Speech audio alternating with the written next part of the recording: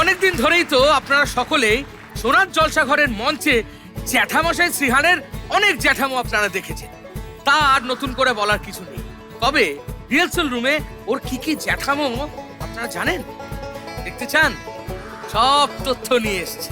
এই জ্যাঠার মুখে এই আবার হাসিটা ফুটেছে। জ্যাঠা নইলে একটু টেনশনে পড়ে গেছিল প্র্যাকটিস জোন শুনে। হাসিটা দেখাও জ্যাঠা।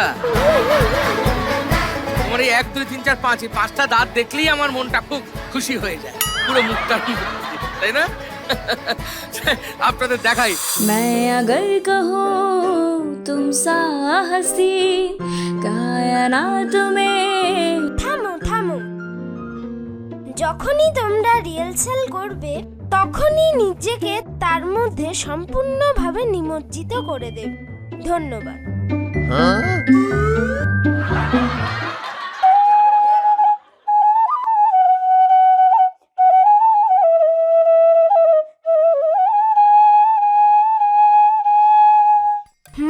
তুমি কি জানো, ফুঁ দিয়ে বাঁশি বাজালে আমাদের মনোসংযোগ বাড়ে।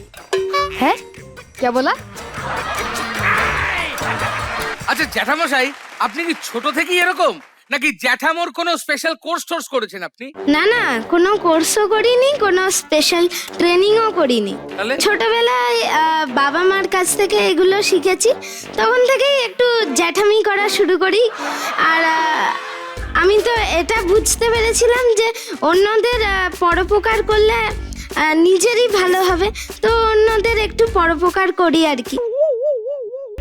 বুঝেছি।